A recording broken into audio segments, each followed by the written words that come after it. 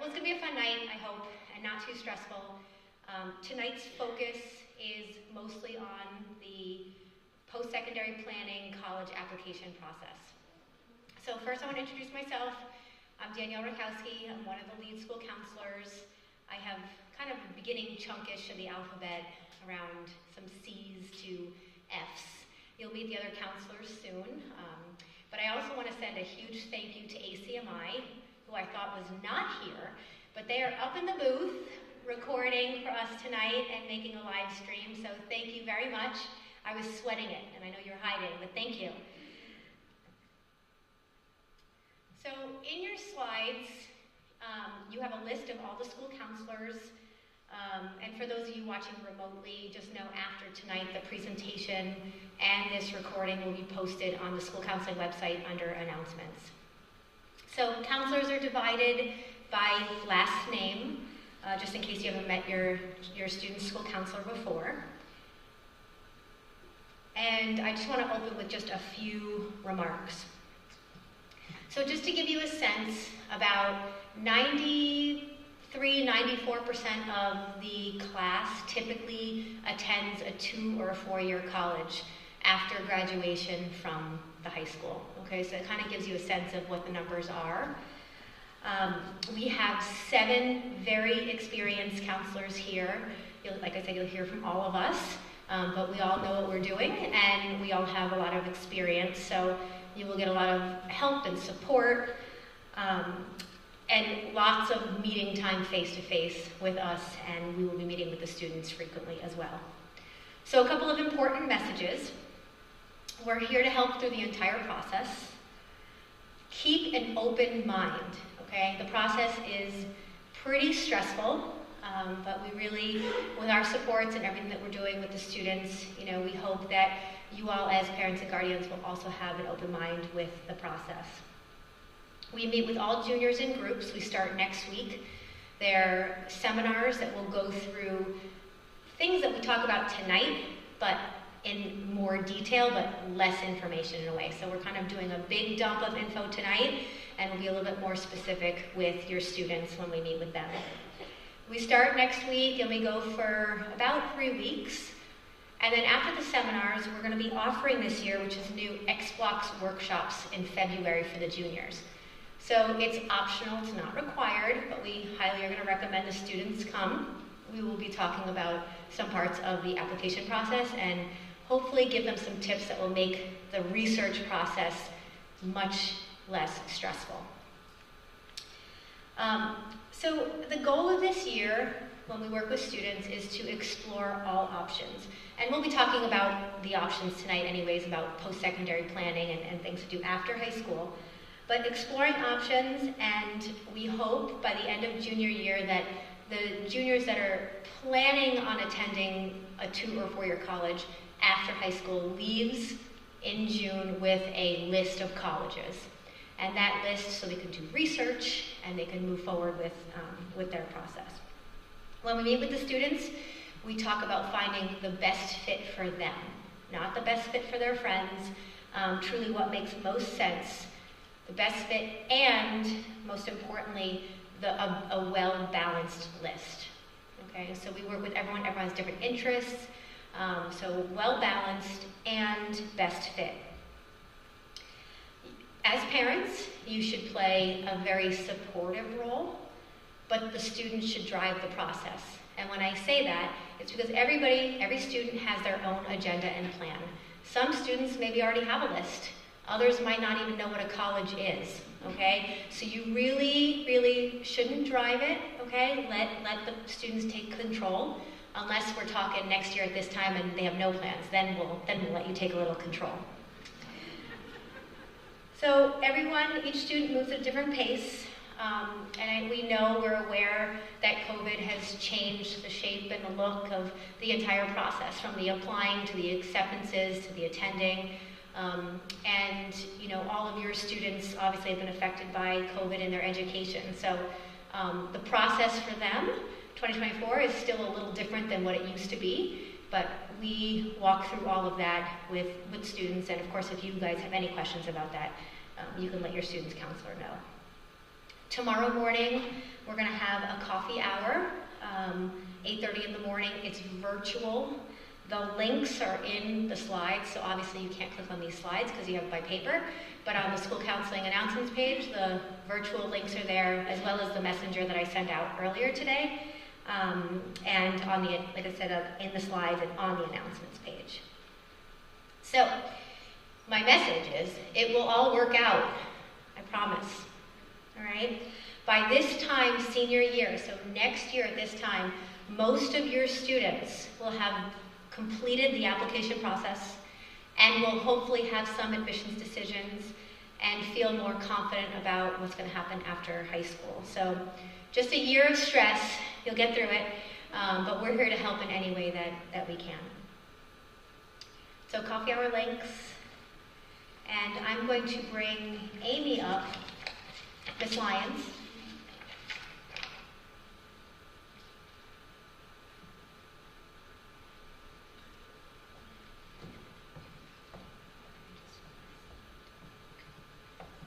Good evening, everybody. Maybe I'm too close to the microphone, right? I'm good?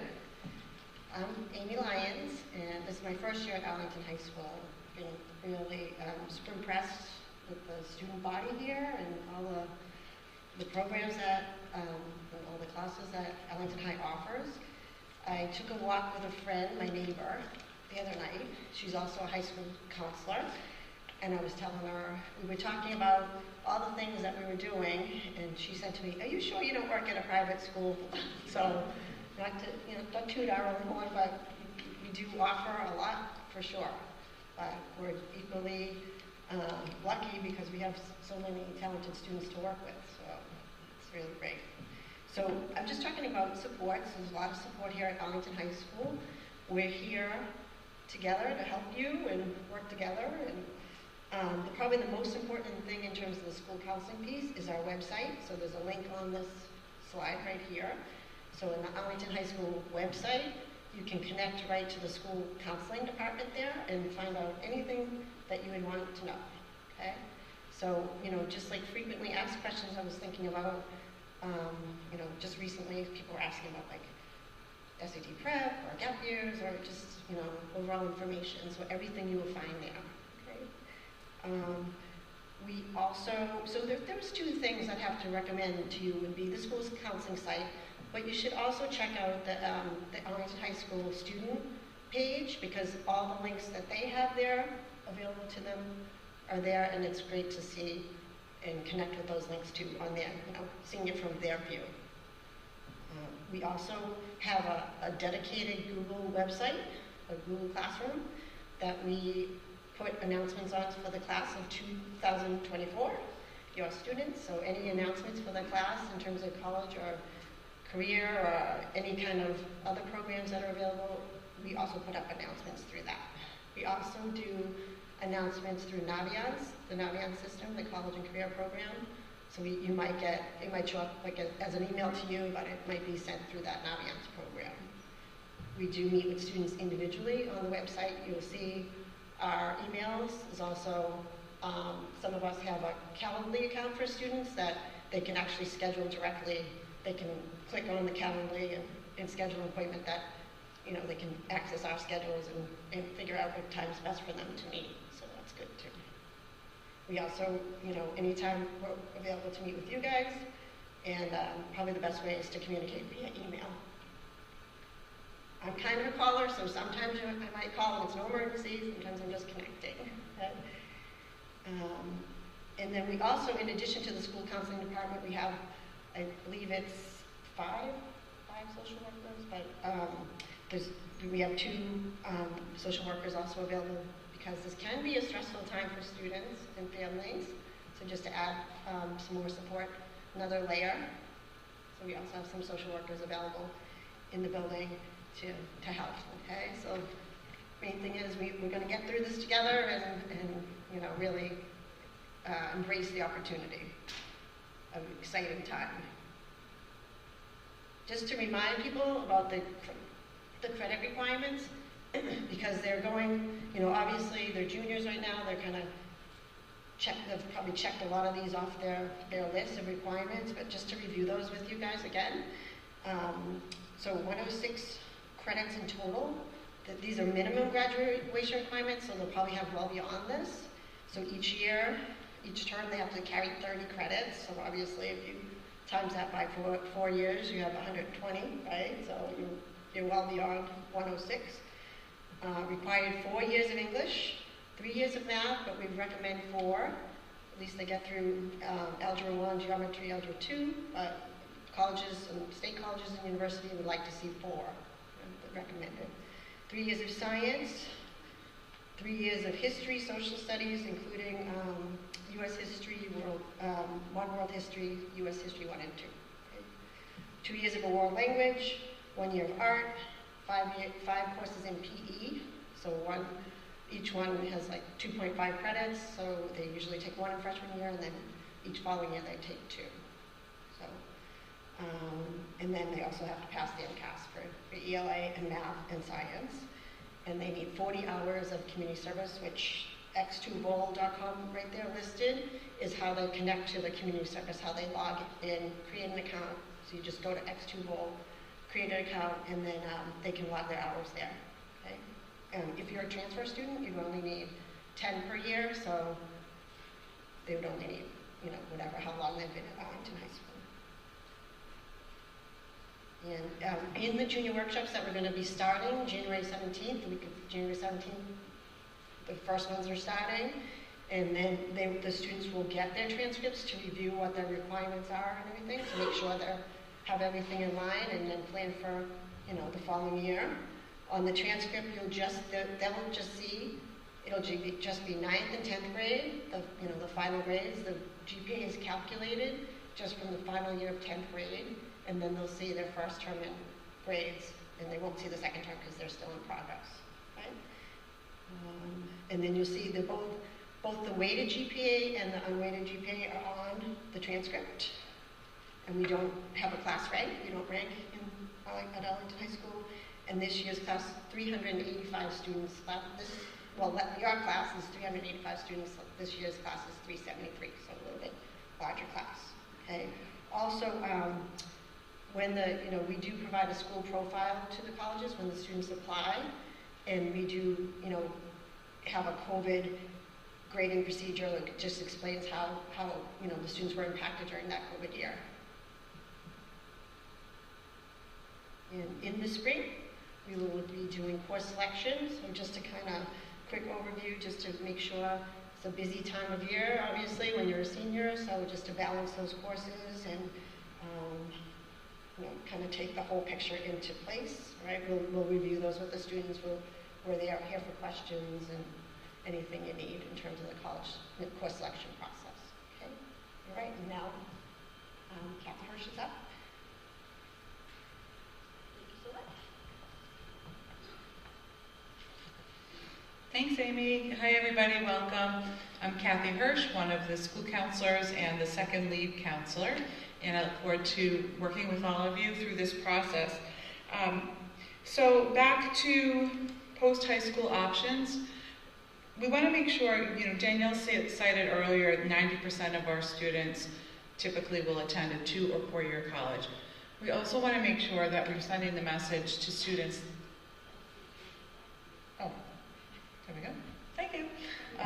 That that's not the only option after high school. So there's a lot of pressure here among students. They're all sort of listening to their friends and keeping up with one another, but we want to make sure that you're aware some other options do exist. So for example, with college, is a 2 year college, is a program where a student could start and earn an associate's degree, or possibly a certificate program in a specific area of study, maybe more trade-oriented. You'll hear more about this later, but there are transfer opportunities in Massachusetts from 2 year community colleges to 4 year colleges, direct pipeline. So that's a great option for some kids. 4 year colleges are traditional bachelor degrees. Each college or university will have different programs that they offer. Some students feel like they're not interested in starting right away out of high school in college environment, so they may want to take something called a gap year. You may have heard about this. And a gap year can look like many different things. So some students will apply to college while they're here with us, senior year, and they may decide after they're admitted to a school that they'd like to take a year in between high school and college. And if they've been admitted to a school, they can then request a deferral of their admission for 1 year from the college admissions office. It's up to the school whether or not they approve that. But we hear generally colleges look favorably upon students taking a gap year if it's something that they want to do. They bring sort of a new level of understanding of the world and maturity and appreciation for their education after high school. So that is something that we can talk with students about. That year can look like many different things. It can involve travel or service work or even employment, helping out a family member at home or whatever that might look like. Some students like to look at private high schools or what we refer to as preparatory schools, prep schools. I think this is more common often among student athletes at our school. Gives them another year to build their athletic skills, improve their academic skills, and that might open up a broader range of opportunities for colleges after that additional year. Business and technical schools and trade schools. Minuteman High School, which was an option for students enrolling here in 9th grade, also has postgraduate programs that are available to residents of Arlington. Some of those are free of cost, others have a cost along with them, some of the more larger or more popular programs, but that's something, you know, if a student looks back and says, gosh, I think I really would have enjoyed studying a trade in high school, they still have the opportunity to do that after graduating from Arlington High. We do have military representatives that come to school, we'll meet with students if they're interested.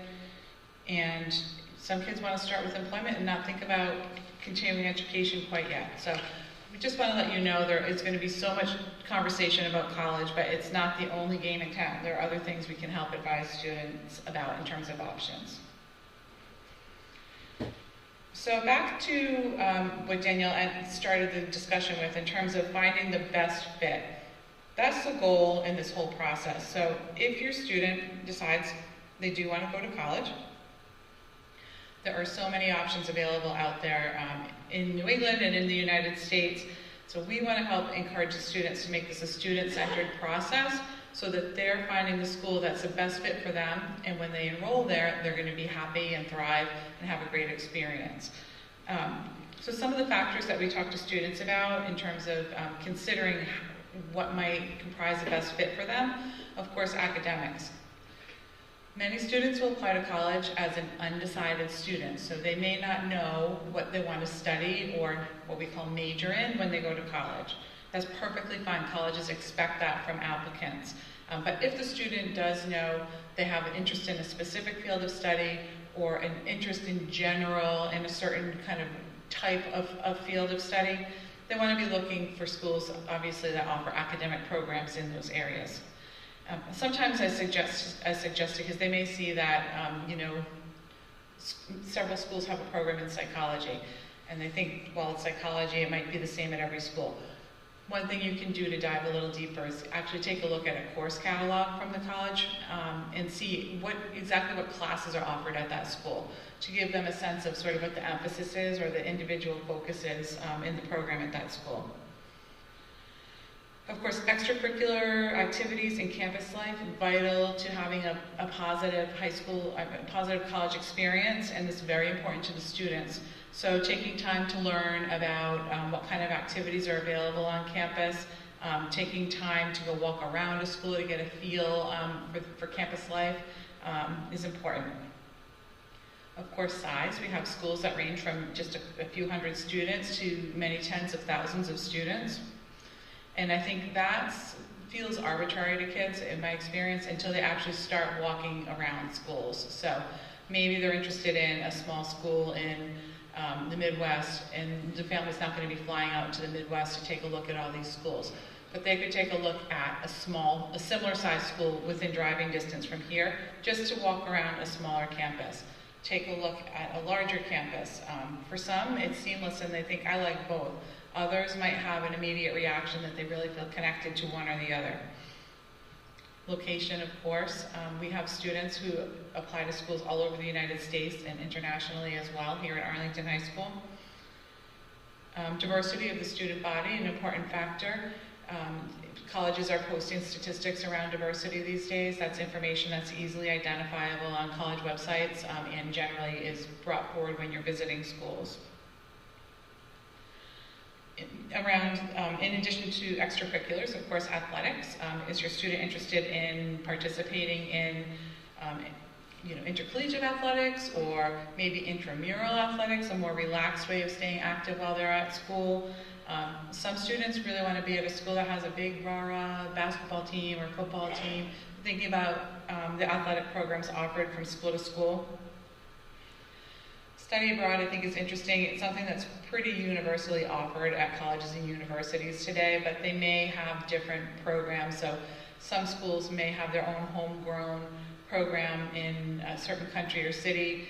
Other schools may offer exchange programs that are within the United States and not international exchange programs. So those are exciting opportunities for students to investigate. Learning support services for students with disabilities are offered at all colleges and universities. So you can find that at any school. If your student, if you think they're going to need some learning support based on a disability, we can help advise you through that process. Cost is a big factor. Colleges also come with different price tags. They come with different scholarship opportunities. They come with different financial aid packages. So we encourage students to be good consumers and be aware of the cost of the school and what the options might be to help bring that cost down for certain schools, and when they're making comparisons across schools, considering cost as well. And also having an open family conversation. And then housing, and do we all hear in the news about the food options at colleges and universities? So the UMass Amherst is known as, I believe, #1 still in the country for food. And if you don't believe it, go eat in the dining hall out there, because I've done it, and it's an amazing experience. One student reminded me recently of the Halloween event they have out there, where they have lobster and steak in the dining hall. So kids go out there to visit their friends just to have the meal in the dining hall for Halloween. So it's another thing that's important to keep an eye out for. In terms of building a list, so this is something that we're going to work with the students on this spring, and we hope, as Danielle said, they'll leave school this spring with the beginnings of a list. So generally I recommend at this stage of the process, they're going to cast a wide net, perform a lot of research, and then narrow the list down. Usually I think we play a pretty big role in the narrowing down part. Thank you, I keep forgetting to, okay. The narrowing down part of the list. So we talk to students about everyone else. They ask, how many schools should I apply to? The answer is, it depends, right? Like so many things. So it really depends on the focus of the student. It depends on, are they targeting schools that across the board seem really well matched in terms of selectivity for the student? They might not have as large a list. Versus a student who's targeting schools that we consider to be REACH schools, which is a school where the admission criteria exceeds the student's typical qualifications. Some students want to really stretch and apply to a lot of those schools, which is great. And then we want to help them balance their list to make sure they also have some more realistic and safety schools on the list as well. So you're going to hear more about a program we use to sort of take a look at statistics in terms of admissions. So you'll hear more about how to sort of categorize those schools, but we can help with that as well. The typical student might apply to 5 or 10 schools. Some apply to fewer than 5, some apply to more than 10. We also talk about having a financial safety. So as I mentioned, colleges come with different costs. Sometimes the more expensive school becomes more affordable based on the institutional funding that the school can offer to the student. They have a large endowment, brings the cost down, sometimes lower than the school that has a lower price tag to begin with. But again, it's all about doing the research, casting a wide enough net, keeping an open mind at this point so we can then narrow things down and talk about options moving forward. And we're going to move on now to our program called Naviance that Carolyn's going to share. Thank you. Thank you. Hi, everyone. everyone, I'm Carolyn Ress, and I am going to walk you through some of the features of Naviance, which you may or may not have had with previous applicants that you have for your students. So Naviance has a lot of really great features, and I'm going to show you some of them. And one great thing that it's good for is helping to categorize schools, just like what Kathy was saying, into the different categories and making sure that students have, a good balanced list and keep options open. So students got their accounts in 9th grade when we had our freshman group seminars, and they may or may not have touched it in the few times since we've met since then with Naviance. So we meet in groups each year, and they may need that reset. They can definitely, we'll help them with that when we meet with them soon, starting next week. Also, parents and guardians did get accounts, so there was an automated email that would have gone out. If you didn't get that, or if you need that reset, you can just contact your student's counselor also. And many people do need that redone. So in 9th and 10th grade, what we do with the students with Naviance is really starting with self-assessments and having them start looking at their strengths and interests, which helps to inform certain career options that might be good fits for them. So that's really what the emphasis is on for those two. And then starting this year, this is where we really start with the researching and looking at their data compared to previous applicants of different colleges from AHS, to compare themselves and see kind of where they fall in a kind of a general sense, and to help them build a preliminary college list. So that's something that we're going to help them with, and they can use on their own, and you also in your own accounts can look at that as well. Students also are going to be completing surveys, which we're going to talk about later in the presentation, but surveys for their counselor and then for their teacher recommenders. So I'm going to show you where that is. And then also a resume feature is really nice in here too, that they can start using. During senior year, the Naviance is used mostly for managing transcript requests and their applications. So all documents get sent to colleges through Naviance from the school. So all of the official documents, the letters of recommendations, the transcripts, the school report forms, and school profiles. So everything is kind of linked up, and we go into that more senior year. Also, students can search for scholarships. There's a whole section in Naviance for that, and also signing up for college rep visits who do come in the fall. We have a lot of reps that come, and students can actually sign up to go attend those meetings. So we're going to go through some of those. And this is the view when a student or parent logs on. So you can see the different tabs at the top. You see the self-discovery, where they take their different assessments. You can see the careers, which has a whole section on different fields and career research. But I'm going to focus mostly on the college point, the college tab. So that's where students are going to be using specifically the colleges I'm thinking about section. So the applying to section is mostly for seniors, and then the thinking about is where they're going to start building their list based on their research. And this is really good for just exploring options, and like Kathy was saying, just to keep all options open. So this list can be long, this preliminary list. It doesn't have to be a final, narrow list. So this is a search feature that we really like, and we use with students in groups, and also they can do this at home. You can do this with them too, the advanced college search. And you can see, the different criteria that they can use that are important to them. We usually recommend not being too specific, so not all of the different criteria, not all of the fields need to be filled out, because it can sometimes make the search too narrow, the results. But at this point, just focusing on the main, maybe major or field of study if they know where they would like to go, size, that kind of thing, but not really filling out every single one, because that can get very, very specific and not come up with a lot of schools. So right now it's just about, casting a wide net, like we were saying. And so that's something that then will give a list based on the different criteria, which students can then add specific ones from the research list to their colleges I'm thinking about list. They also can just type in a college too and add that directly if they're already thinking about a certain school. And so here you can see it shows who adds it. So it'll show if a parent added it or if a counselor added it, or you can see here these were all added by the student. And it also allows them to see different deadlines, what type of application, which is more of a senior year kind of information, but just to know if it takes the common application, which is the universal application, or if it doesn't. So that's something we'll also talk about. But then going into a specific college, so this is UMass, and this just shows, it shows a lot of information about the college itself, about admissions data, acceptances from past years. You can see here we go from 2019 through the present, and each year we make it as relevant as possible, so we make it just for the past several years. It shows, you know, acceptance rates, it shows everything about student life, what kinds of organizations are on campus, what kinds of majors, different demographics.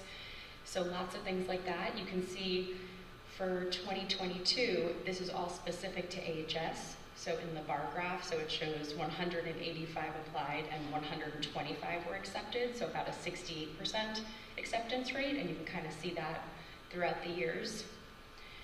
And then probably one of the most valuable features that it has are the scattergrams. So this is where a student can really get a good sense of where they fall in relation to different colleges. And so keep in mind, this isn't an exact science. This does not say whether or not a student will or won't get in, and it also doesn't include anything else about them. So no other factors that we know are all looked at in the admissions process. This is just given the data. This is a student with a 3.9 weighted GPA and an 1180 SAT score. And so you can see in this graph, Salem State would be, you know, a pretty safe bet that the student will get in. You can see this is all specific to Arlington High School, all these data points, and you can see what they all mean. So in this graph, you can see that pretty much everybody got in this sense. Sometimes students don't report their data, so there may have been some that didn't, but then they didn't report it, or maybe they didn't finish applying. But this would clearly, you know, be a pretty likely or safety school because they're really in that the top level of the graph. And you can see the key of what all the different points mean. So let's see here. And then this is a picture of maybe a more target or middle ground, kind of that realistic range where you can see the student is right in the middle. So this is Endicott College in Beverly, and you can see they're kind of right in there. You know, some students around there got waitlisted, but they're pretty much right in that range where they have a good chance of getting in, but it's not really a definite. So that's where the bulk of some of a student's list usually falls, is right in that middle ground. Also keep in mind that a lot of students are not reporting their scores because many schools are test optional and are continuing to be test optional throughout the next couple of years. So that also skews things a little bit, but it just gives a good general sense of where things fall. And then this one, so this is Boston College, and this would clearly be a pretty big reach. Of course, the school is looking at all different factors, but you can really see that, you know, this would be a tough school to get into. You know, looking at the students' data and the data of those that did or didn't get in. Also keep in mind that some schools are just so competitive by nature that even if a student was at the very top of the graph, it still could be a reach just because of the extremely low acceptance rates. So we always try to, you know, these graphs really help us talk to students about being realistic and just showing them where they fall compared to the data. And one more thing I actually wanted to mention is most students at this point in time probably don't have an SAT or ACT score, so it usually defaults to the PSAT score if they took that. And then if they didn't, they can still look at themselves on that y-axis where the GPA was. So they can still kind of see where they fall on that axis. So this is another good feature that we like called the college match, and it's really helpful because it can give students an idea of what other similar schools to maybe a certain school that they're looking at has. So what other overlapping schools that are, you know, commonly applied to by other students. So it can help broaden a student's list and just give some more ideas. So that's a nice feature that we like and just help them kind of broaden things. And this is where students and parents and guardians will be asking them to fill out surveys for us and for the teachers that they ask for recommendation letters in order to just help the letter writing process and to help us. So in both the parent and the student account, the surveys are found in the About Me section at the top of the screen, the top right. And so these are just screenshots of each. They're not on the same page, but the student account, so they would just go to About Me and then Surveys, and then they'll see the teacher recommendation questionnaire that they would fill out for each of the teachers that they ask, which we're going to go more into that process, and then the letter for the counselor. So that's really helpful to us, and also the parent response form is the parent guardian version of that. So that's really, really helpful for us. And we'll talk about that again next year as well. And then lastly, this is a wonderful feature that we like to tell students about because it helps them build a resume, and it's also a really good placeholder for all of the things that they've done. So it can help them build a nice formatted resume that they can then download and use. And then also it helps them when it comes time to filling out their applications that they have everything in one place. So this doesn't ever get seen by the colleges, it doesn't get sent anywhere, it's just for them, and then we can also see it, the counselors, but it's just a nice place to start putting in any work, volunteer experience, any awards or achievements that they know that they're going to want to include in their applications. So it's just a nice way to start organizing themselves for filling everything out next year. All right, and so now I'm going to pass it over to Karen for admissions plans.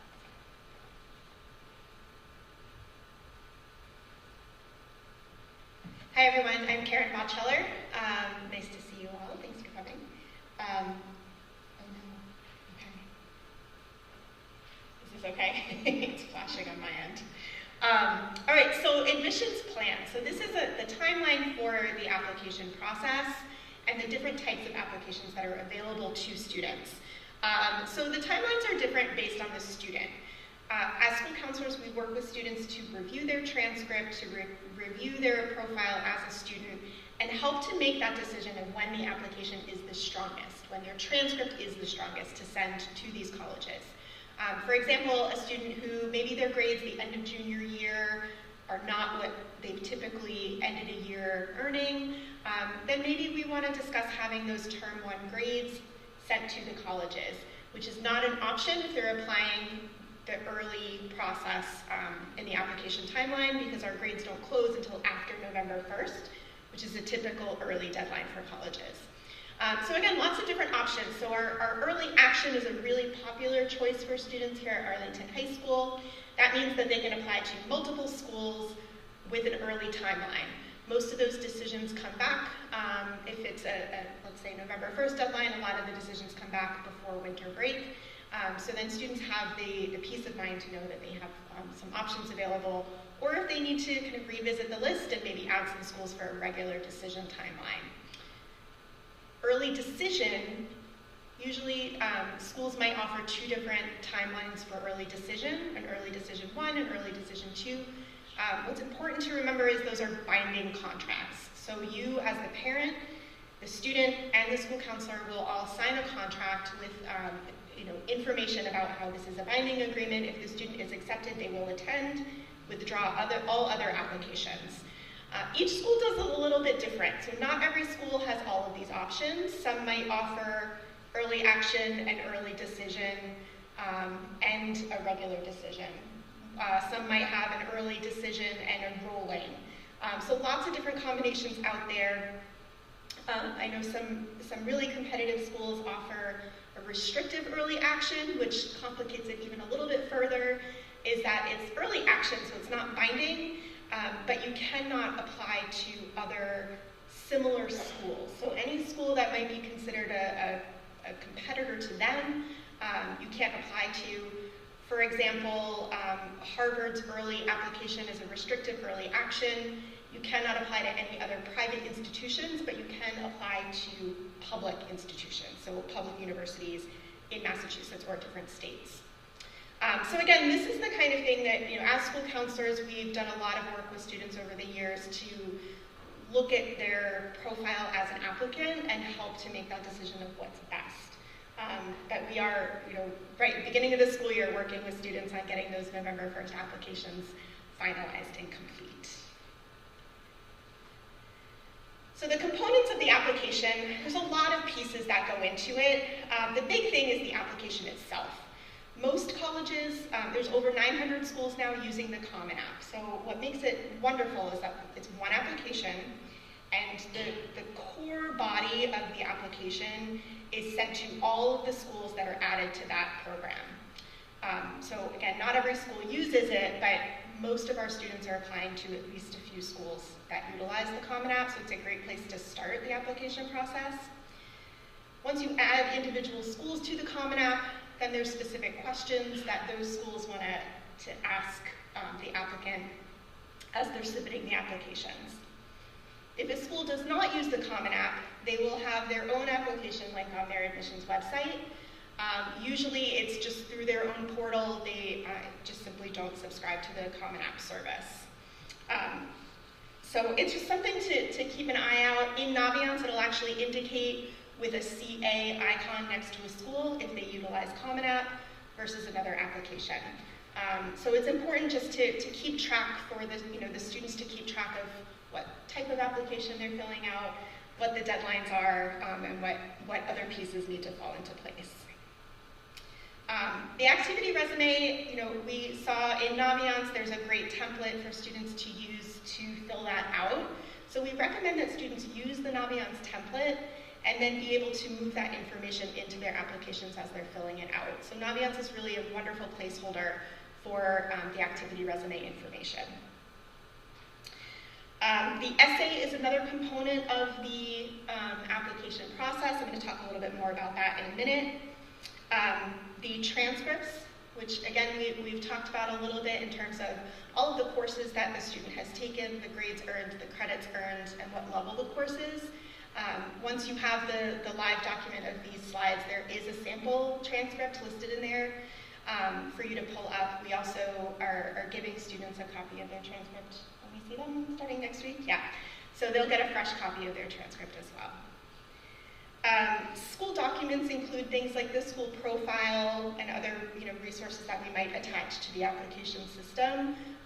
And the school profile gives a description of what Arlington High School is all about, as well as how COVID and the pandemic changed what we were offering at that time. So that remote year and things like that, we make sure that they understand what it looked like for our students.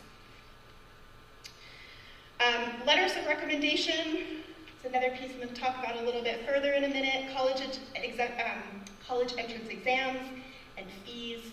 Again, these are all the components that go into the actual application itself. So more specifically about the essay. So the essay is a piece of the application that students really take a lot of time kind of drafting and editing and working with different people to get feedback on it. And it's a wonderful opportunity for them to share their voice in the application. It's not just facts and figures and data points and numbers. It allows the student to share something really personal about themselves in a creative way.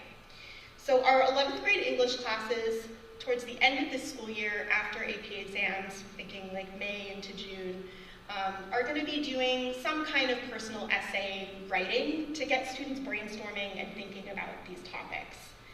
Common App puts out their essay questions each year. They haven't changed their essay questions in several years now. If there are changes, I anticipate hearing that by the end of January is when they announced last year that there were no changes. So we're waiting on that announcement to come pretty soon. But they are standard questions, and again, the link in the slide will take you right to the Common App page where those questions are listed. The last essay prompt is a very open, write about a topic of your choice. So it really does give students a lot of opportunities to share what's important to them. There are college-specific questions within the Common App. So as I was saying, there's the body of the whole application goes to each school. There's nothing specific about individual schools in that. But once you add a college to the list, there are college-specific questions. And that could be a short essay of, describe why you're applying to this school. What is it about us that makes you want to be a student with us or join our school community? So that's also something that students should take some time to think about, making sure that their answers are clear and that they're responding thoroughly to the email, or to the not responding to emails, but responding to the question that's being asked of them. The past 3 application years, they have had a question specific to COVID-19. This is an optional question, and again, I don't know yet if this will be on the Common App going into the next cycle of applications for current juniors. This question is really meant for families and for students who had a significant impact on their family or on the student during the pandemic. So there are a list of suggested things that may have come up for your family. For the most part, most of our students were affected in very similar ways. Yes, they were isolated. Yes, they had to stay home. And that's something that most people were impacted by. But there are some families that suffered much more significant losses and situations over the past couple of years. So the colleges want to know that. They really, truly want to understand what it's been like for the student.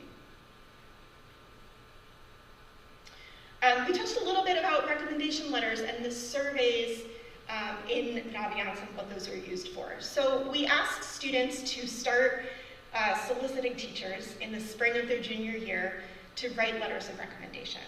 So most schools are going to look for 1 to 2 high school teacher letters of recommendation as part of the application. At Arlington High School, teachers upload those directly into Naviance. The student will not see the letters, but they will see that the letter is submitted, and kind of available for the colleges. So the surveys are important because the student fills out surveys for those teachers to refresh their memory about their favorite assignment, a moment in class that was important to them, something that they learned, just to refresh the teacher's memory. Some teachers use a different form, not necessarily the one in Naviance, but they are there, they are looking for information from the students. As school counselors, we also write a letter of recommendation. So most colleges are looking for a counselor letter. So we do write them for every student applying to 4-year colleges, which is why us building that relationship with the students is really important, because we want to make sure that we're getting to know them and writing really thorough letters about the type of person that they are.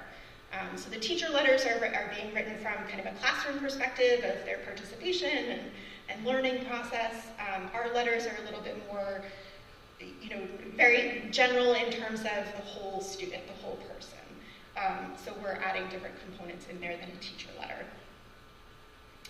And then application fees, just something to keep in mind is, you saw on the slide about the UMass Amherst application information in Naviance. It's an $80 application. So something just to know is that the fees do add up during this process. There are fee waivers available for any student and family who might qualify for that. So if you have any questions, please reach out to your child's counselor. We'll walk you through the process of how to get that approved. So there's lots of different ways that families can be eligible for fee waivers. College entrance exams. So it's coming up this spring that really our juniors are thinking about when they're taking the SATs and what their timeline is for testing. So the March and May tests are offered right here at Arlington High School. A lot of students do prefer to take an SAT test in their home high school because it's a familiar setting. They know when they walk into the building that it's a comfortable place. They don't have to worry about getting lost in the hallways. They know the layout. So that's the preference for a lot of students. Of course, if the dates don't line up and a student needs to take a test in a different high school, it's the same test. It's the wonderful thing about standardized testing. So the test itself is the same no matter where they go. Something to remember is that the application time, or the registration timeline for these tests is usually about a month prior to the test date, and some test sites have limited seats available. So a smaller test site might fill up more than a month before that deadline. So I would hop on College Board. If your junior is planning on taking the SAT this spring, you can hop on College Board and get them registered for that test right here at Arlington High School. We don't offer the ACT here at Arlington High School, but it is offered in several area high schools. The big difference between the SAT and ACT is the score reporting is a different scale, and the ACT has a whole science section. So some students just prefer it. It's really just a preference at this point. All colleges will accept either the SAT or ACT test score as their standardized test submission. These are optional at a lot of colleges. So during the pandemic, because test sites were so limited and hard to get into because of closures and delays, a lot of schools have continued to make decisions without standardized test scores and are reporting to us now that they're continuing to do that into next year. So just something to keep in mind, it's helpful to have them, but it's not going to be 100% necessary to send those scores to the colleges. There's a whole list of colleges on the fairtest.org website, schools that have always been test optional, and then the list of schools that are still test optional because of COVID-related changes that they've made. TOEFL is a language-based test, so that is testing for English proficiency. So if you have a student who their first language is not English or didn't come until kind of during high school, learning English, it could be a requirement of the college. Not always, but it's something just to know is a possibility. And some schools will take alternate language proficiency tests in place of TOEFL. So again, just something to know that if English is not the student's first language, that there might be language testing required as part of the application. AP exams, we don't recommend that students send an official AP score report until after they've committed to that one specific college. Schools will use AP test scores in very different ways. Again, depending on the school, depending on the program that the student's applying to, that information should be all available on the college's websites. We do have test prep information available on our website. So going into the spring, with test prep in mind and college options and the SAT and ACT, there is a link there. Again, in terms of it says fee waiver for applications, but also for the college entrance testing, there are fee waivers available for students who are eligible, so please reach out to your school counselor and we can help students with that. There is more information on our department website, so the link is there on the slides when you get that live version to help you kind of navigate some different things. And I am now passing it over to Mr. Ruane. Thank you.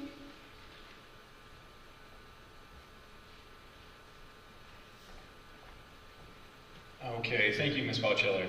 Good evening, everyone. Once again, my name is Matt Ruane, and I have that scattered caseload in the alphabet with some C's and L's and S's, so make sure you check the chart. So I'm going to be talking a little bit about the additional factors considered in the college admissions process. Now, as counselors, parents, students, we should really understand and recognize which factors our applicant has control over and which factors our applicant does not have control over. So looking here on the left-hand side, which factors are in our applicant's control? So extracurriculars, okay, what our student chooses to do or participate in. The quality and quantity of those extracurriculars, hopefully with emphasis on quality, okay? By no means should any of your students run out and join 10 clubs or 10 organizations at this point, but they should be involved in something and invested in something. Demonstrated level of interest. This is another factor that's in your applicant's control. There's several ways to demonstrate interest. Students can visit campuses, sign guest books, join mailing lists, go to info sessions, interviews, etc. If they feel ready and they do have a top school, they can always apply early decision. That's a way of showing commitment and interest, but again, only if that works for them. Special circumstances, so again, if there's any students who've endured hardships or challenges, those challenges they might not have had control over, but providing an explanation and kind of justifying why their attendance might have dropped at the end of freshman year or why their grades might have slipped in the middle of sophomore year, they'll have that opportunity if they want to provide an explanation in the Common App, or if they want to discuss with their counselor, and we can always address it in our counselor recommendation. Athletics, so for D1 or D2 athletes, they just need to make sure that they're cleared by the NCAA Eligibility Center. Okay, pretty easy process, just make sure they check in with us. Again, that's just for D1 and D2. D3 does not have to be cleared. And then finally, for our prospective music and art students, generally for art schools and those applications, there's some type of portfolio or audition or other art-based criteria or requirements that need to be met in addition to the application. So just making sure that they're checking off all the requirements, again, very much in the applicant's control. Okay? Now if we go to the flip side, so the college priorities, how they go about making their decisions. And it would be amazing if we had control over this, but we don't have control over this, right? What we can do though is we can be informed of how they go about making their decisions, and that will help us make smart decisions on our part as well. So the competitiveness of college majors, okay, we can't control how many applicants apply to a certain program at a certain college, okay? But we can be informed, we can do our research, and we can know, okay, if we're applying to this program, it might be more of a reach, it might be more challenging than if we were to apply to that program. Institutional priorities, so this is going to range from school to school. They all have their own criteria for selecting and admitting students. So understanding that this school really prefers the holistic approach. You know, what can this student bring to our campus? You know, are they a legacy? You know, extracurriculars, recommendation letters, essays, etc. That might be very important to some schools where other colleges are focused strictly on academics, okay? So again, we can't control what the school prioritizes, but we can do our research and understand which kind of schools we're applying to, okay? So, kind of shifting gears to the actual application process. So the Common App, again, doesn't start until July, so we don't have to worry about that junior year, but come the summer, come next fall, when we go into senior year, we're going to be focused more on the actual application as well as balancing our college lists, okay, finalizing our school lists. Now, there's going to be some housekeeping items, such as, you know, we'll still have college admission reps coming through Arlington High. Sitting in on those information sessions can be really helpful. Touring some last-minute schools, of course, doing some last-minute research. That's all good, but again, we're going to be here more so to coach them through the application process and help them balance their lists come next fall. Now, it's important that students understand the deadlines of their applications as well as the requirements. They can go on to Naviance to see what the requirements are for each school, but I'm always going to default to going to the actual school website. Okay, in this pandemic, post-pandemic, pandemic again type of, you know, era that we're in, these requirements are always changing, okay? So SATs, ACTs, what's recommended, what's required. Just always go to the school website to see what their requirements are for that year.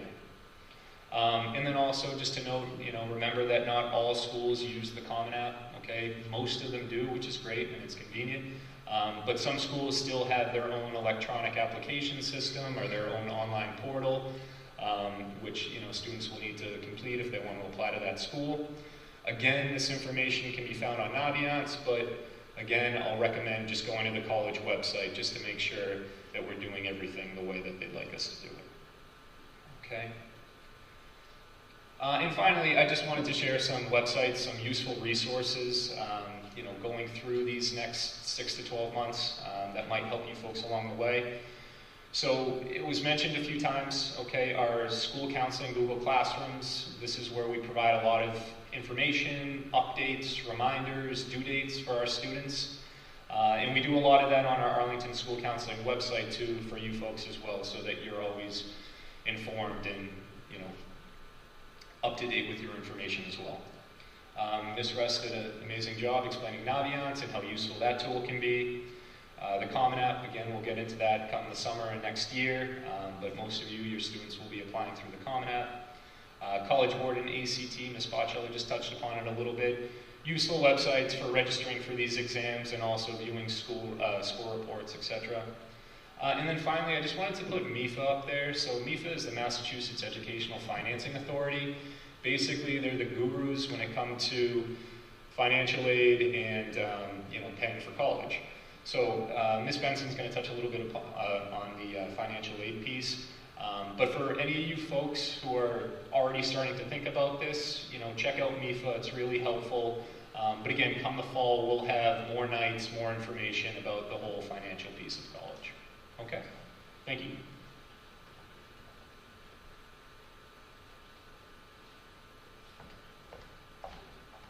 Hi, my name is Ann Benson. My split is in the middle, like L-N-N-O.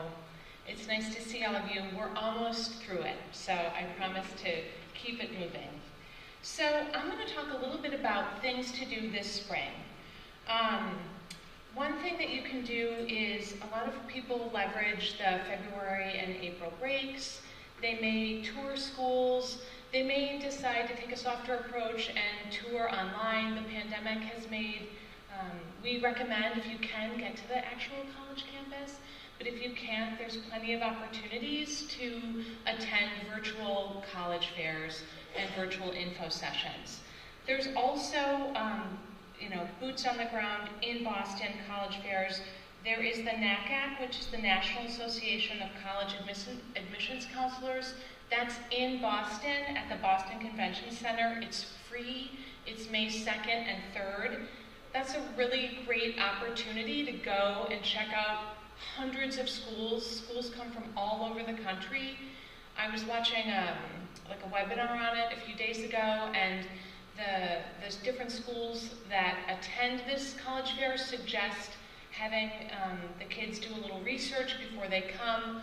Why? Because then they can really talk to these admissions folks and ask pointed questions. It's their opportunity. It's kind of similar to having opportunities to talk with the admissions representatives that come here to the high school in the fall. So that's a great opportunity to just get in front of a ton of people and just wander the halls of the convention center and see different schools. We really recommend kind of a shopping mentality. You're out there and you're looking for things. And sometimes it's like going to the store. It's easier to find things that you don't like versus what you do like. And that's just part of the process. So thinking about it in a shopping mindset can help. Also, as parents, you're consumers. You're paying a lot of money, and your student is paying a lot of money to go to college. So it's really important to kind of be dialed into what's important to you and what's important to your student. You can sign up for we talked about this, the SAT and the ACT this spring.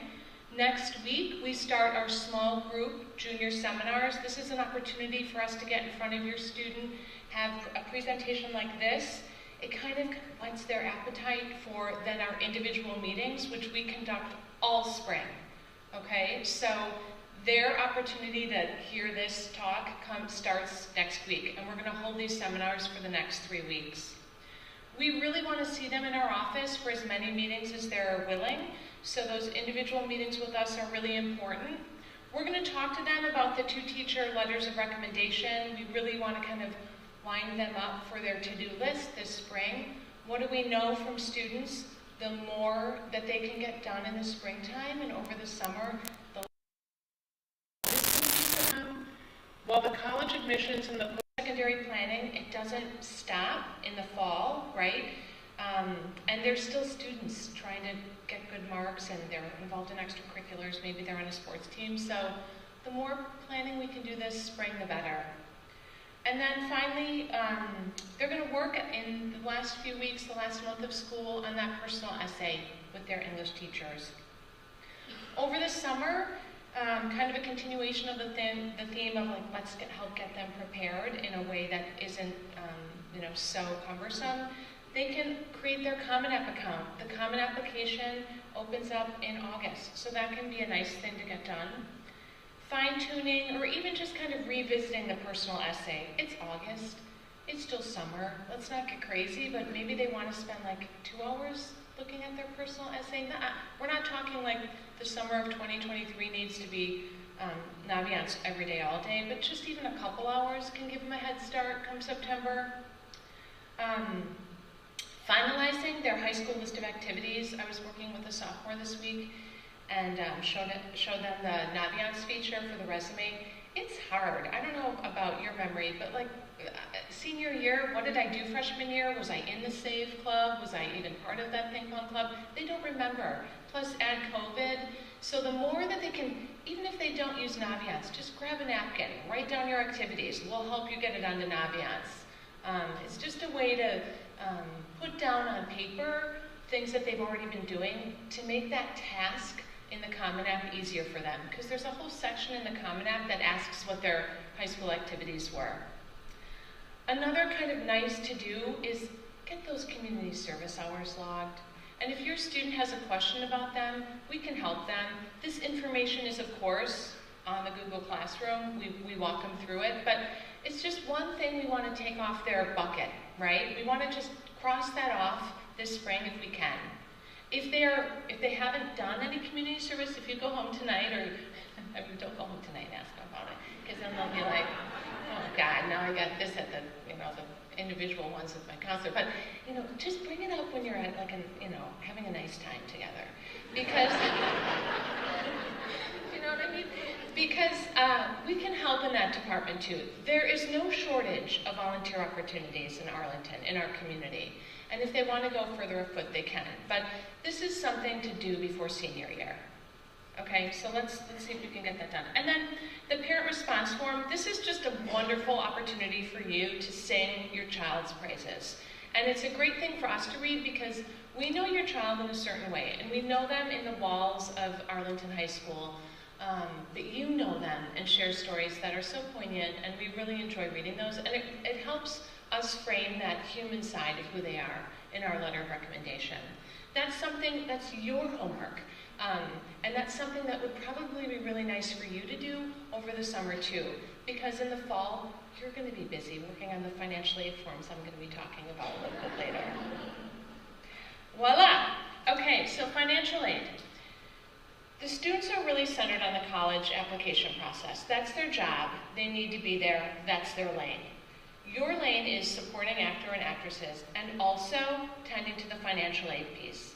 Mrs. Hirsch and I met when we worked in the financial aid office at BU, and it was such a great training ground because it wasn't uncommon for us to meet with a student and a family at admissions days, and we'd be sitting across from them, and the kid had the BU sweatshirt on and was super excited, but they didn't receive enough funding to make BU a possibility, right?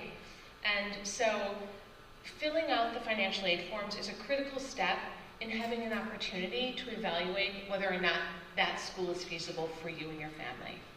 So one of the forms that's required for every public institution in this country is called the FAFSA, the Free Application for Federal Student Aid. Guess what? We're going to have a financial aid night next year, September or early October, with a financial aid expert, Kevin Fudge. He's awesome. He lives in the community. This is his bread and butter. But what you can do before that financial aid seminar is you can hop onto that MIFA website, which is we've got links in this presentation, but it's like Financial Aid 101. Just watch one video or listen to one podcast over the summer. You're just going to feel a little bit better about what you're getting yourself into as far as the forms that need to be filled out. The FAFSA opens up October 1. So you can get on that while your student is in the throes of their applications. The FAFSA needs to be completed every year your student's in college. It doesn't end, right? But it's just a really important thing to complete. If your student is applying to private schools, many private schools, Boston University was one of them, require the CSS profile. So you don't want to just do the FAFSA if you're applying to private schools. You need both forms. And like the FAFSA, the CSS profile needs to be completed every year. So what's the deal with the CSS profile? Why do you need to do it if you already did it with the FAFSA? Private schools want to take a deeper dive into your finances because before they take money out of their pocket and give it, they want more information than the FAFSA requires. So that's why many private schools require it. So how do you figure out whether or not the school your student is applying to requires it? It is as simple as typing in Boston University financial aid. or Northeastern Financial Aid. That will bring you to that financial aid landing page, at which point you're going to see like required forms. It's that simple. It's not complicated. What's complicated is the CSS profile, but you're going to have time to do it. And if you save a little bit of time over the summer and the early part of the fall, just to attend a webinar or look at the MIFA or even the CSS profile website, it'll just give you a little information about that. Okay, so what regional and state opportunities are there to, possibly save some money? New England has some great resources, and I just want to touch upon a few of them here. In Massachusetts, there's several opportunities to earn a college degree at a reduced rate. So tuition break is available to Massachusetts students. It provides a reduction in tuition prices when you're enrolling in an eligible out-of-state academic program that's not offered here in Massachusetts. So, for example, the University of New Hampshire does offer degree programs that aren't offered here in Massachusetts. So if you have a student who wants to attend UNH, there can be a nice tuition break there. So this is just going to be you're going to weave this kind of stuff into your research, and you can talk to your school counselor about it because we know about many programs. Another really great program, and we all sing the praises of this program, it's fantastic. It's called the Mass Transfer Program, the A to B, Associates to Bachelors. I was working with a student today. She's really centered on becoming an X-ray technician. So we're talking about programs at Minuteman. We're talking about programs at Middlesex Community College. She could start at Middlesex Community College, earn an associate's degree in 2 years, and if she maintains a 3.0 or better, she has guaranteed admission into a 4-year college here in Massachusetts. So that's called the Associates to Bachelor's program.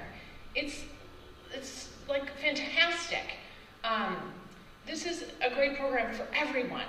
It's especially a great program if you're working with a student who has like zero idea what they want, are less than plussed with the idea of even attending college, and maybe needs a little bit more time to figure that out.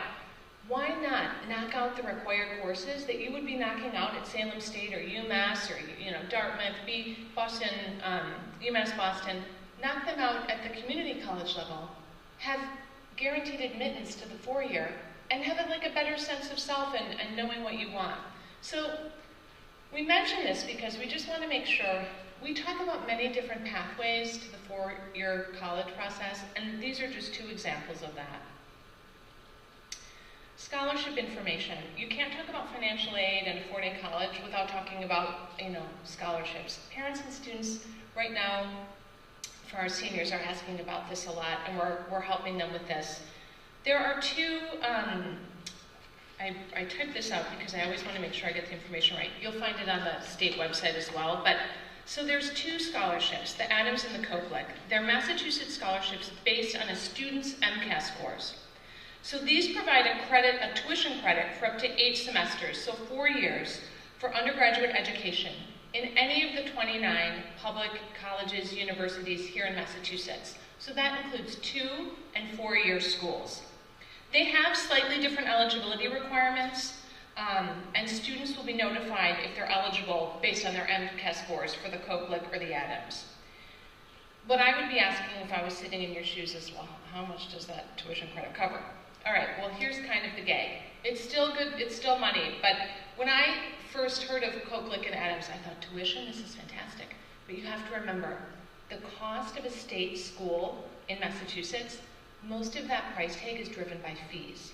So for 2022 and 2023, the Koplik amount for UMass Amherst was $1,714. Okay, it's still money, but I just want to make sure, setting expectations. It's the tuition. UMass Amherst, Salem State, the bulk of that bill is with the fees, okay? Still great to get, still awesome to have that letter from the state saying your student qualified for it. We also have a robust scholarship database in Naviance, which we're updating all the time, and we talk to the seniors about it now. We'll tell your juniors about it in our seminars and in our individual meetings. We know, just total transparency, the whole scholarship conversation, they can't process it in the spring, in the summer, understandably, and really even in the fall because they're working on their applications. So this is another thing that we're going to bring to their attention and call to them in late fall once their applications are done, and then in the early part of spring. Outside scholarship service engines, FastWeb, College Board, Scholly, these are just things they know about, just throwing it out there. It's hyperlinked and will be there for you in the presentation that you're going to get electronically. And then Ms. Rakowski is going to handle the final thoughts, and then we're going to sit on the chairs and take your questions. Thank you.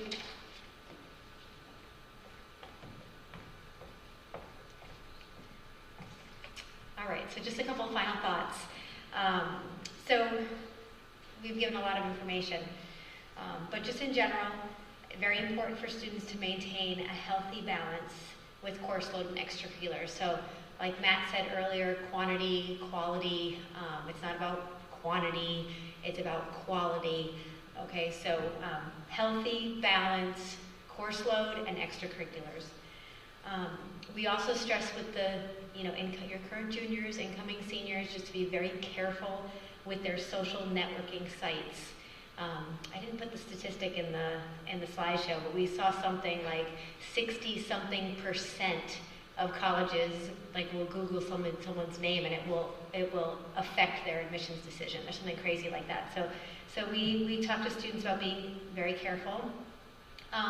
Most important, like I said, when we first opened, options open, ultimate goal of finding the best fit, specific plan for a specific student. Visiting colleges is one of the most effective tools in finding the right fit. So we know Ms. Hirsch talked about the different factors. So sometimes it might not be possible to visit schools out west or down south, but to get a sense of what the right fit is, it's very important. Please encourage your junior to stay positive and to stay calm. Right? And we're also here to help support them and you through the entire process. So the next slide, I try to point out a couple of things.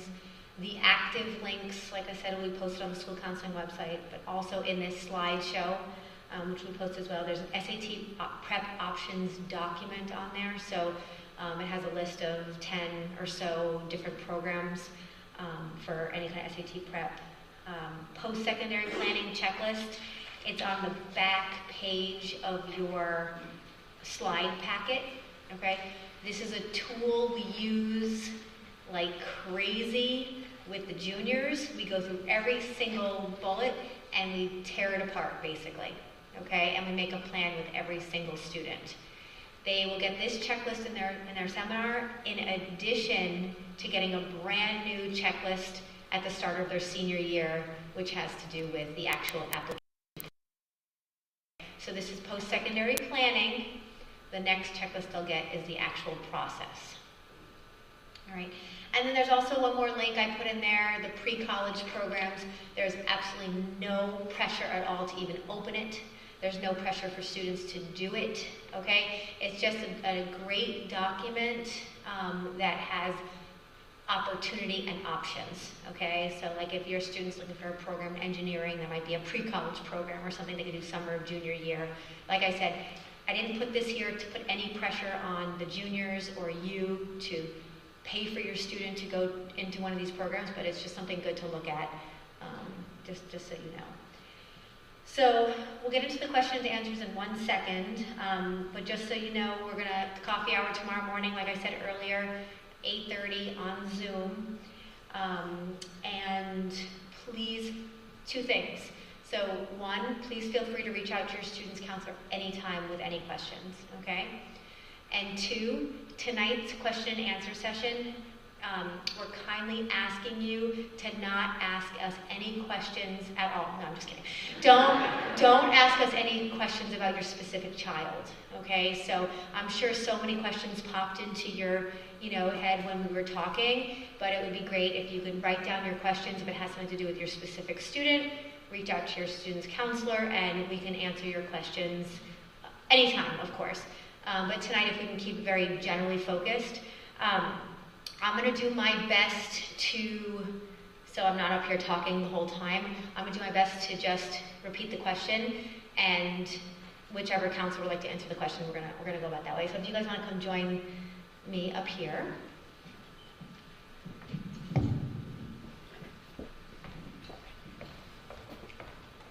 And one more thing, in the back of your packet, the last slide is a QR code. We'd love to see who's here tonight. We'd love to see who's here tonight. So if you can click on that QR code and sign in, that would be amazing. And we're also short on time. We don't have tons of time. So ready? I know you guys don't have any questions. All right, who wants to go first? Go for it. All right, question. Should you take both the SAT and ACT? Or ACT and or?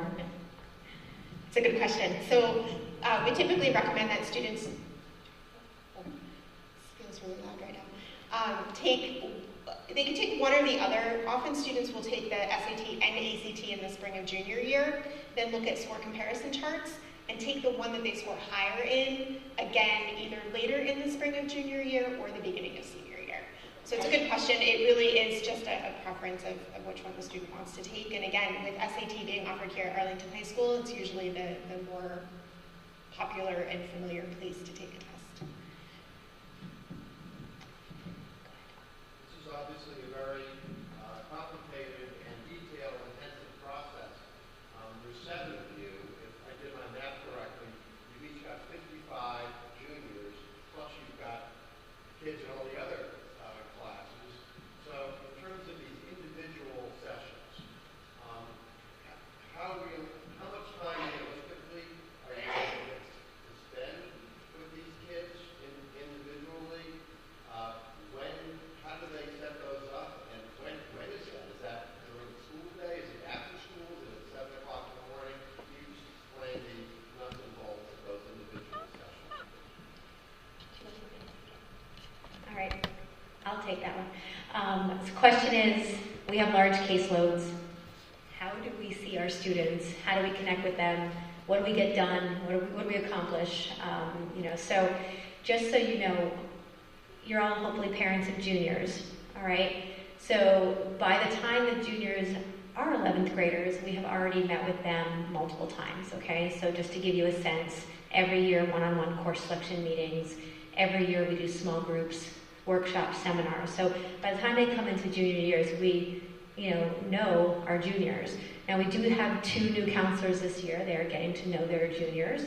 But just so you know, we have the seminars, and we tell our juniors that they can come see us as many times as they need. So what that means is the hour seminar. After that, we sit with them one-on-one for a period, which could be, let's just say 55 minutes or so for the initial meeting during the school day.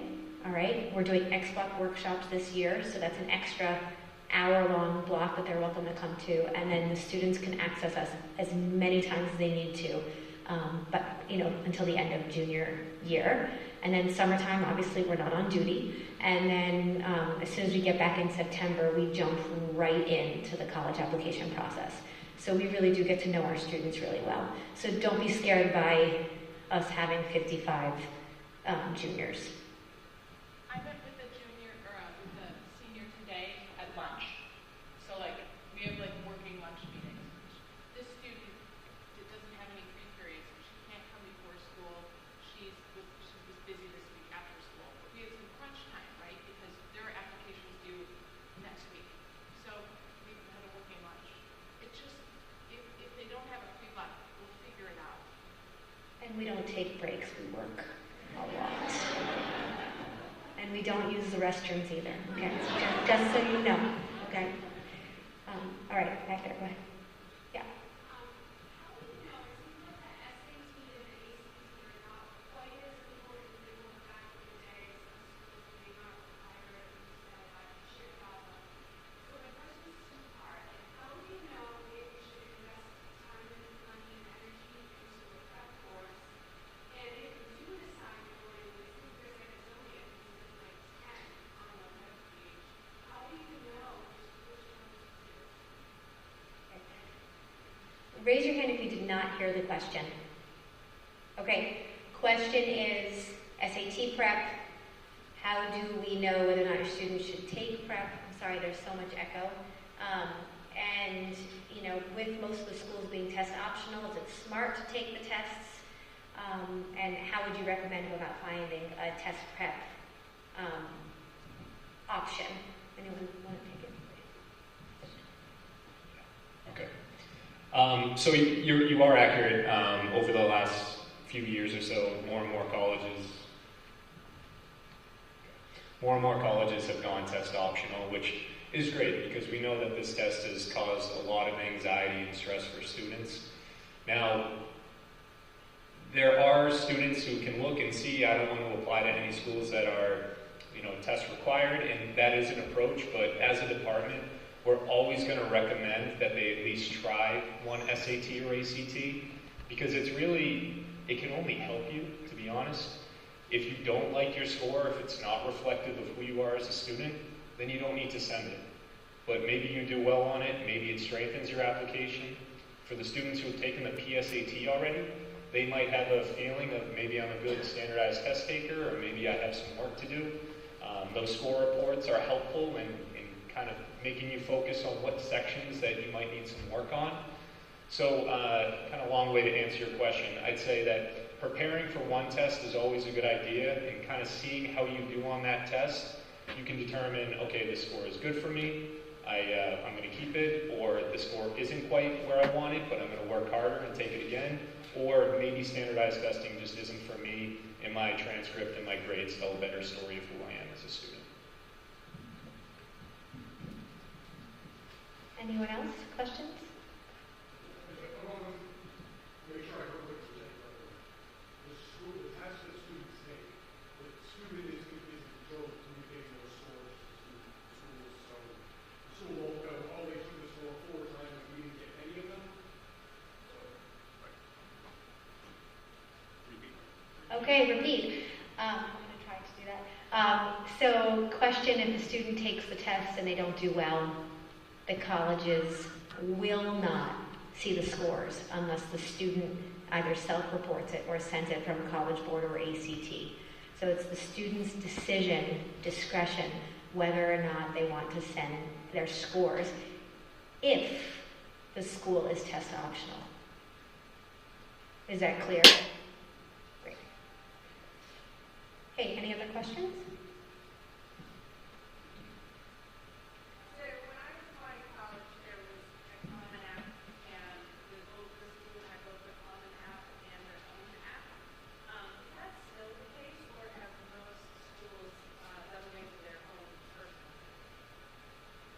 Question is, do schools have, I'm going to say, multiple applications? So there's a common app, which is general application, or school-specific.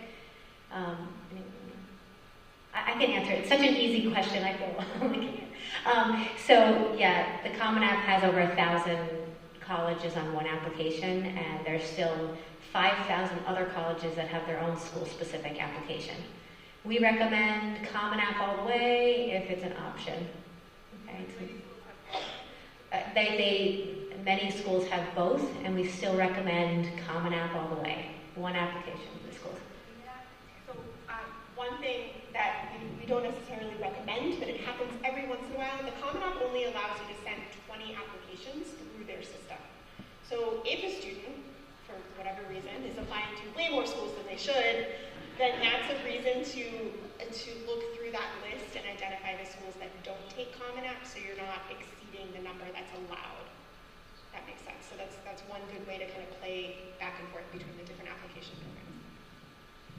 And yes, I've had a student apply to 26. It was very painful. Yep, way in the back.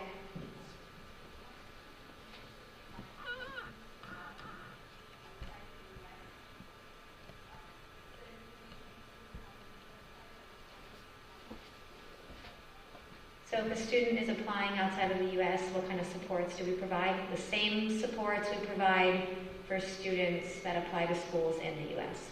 Okay, we'll assist with the application process, the documents, you name it. It's the same process wherever the student applies. Even if it's not college, post-grad, military, employment, whatever it is, will help the students have a plan.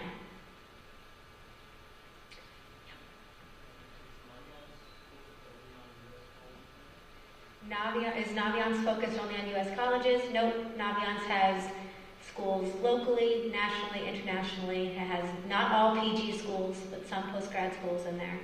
But does have quite a large database. I've been working with a student who's interested in the UK schools, so they have a completely different system, the UCAS system. So I think if your student is interested in schools abroad, my advice would be to spend ample time this summer better understanding that application process, because it does look different than the US. Or spend more time this spring so you and your school counselor can partner early, because it is different. All right, anything else? You guys win the award for best audience ever. That was the least amount of questions that we've ever had. That's awesome. Anyways, thank you guys so much, and feel free to join the coffee hour and let us know if you have any questions later. All right.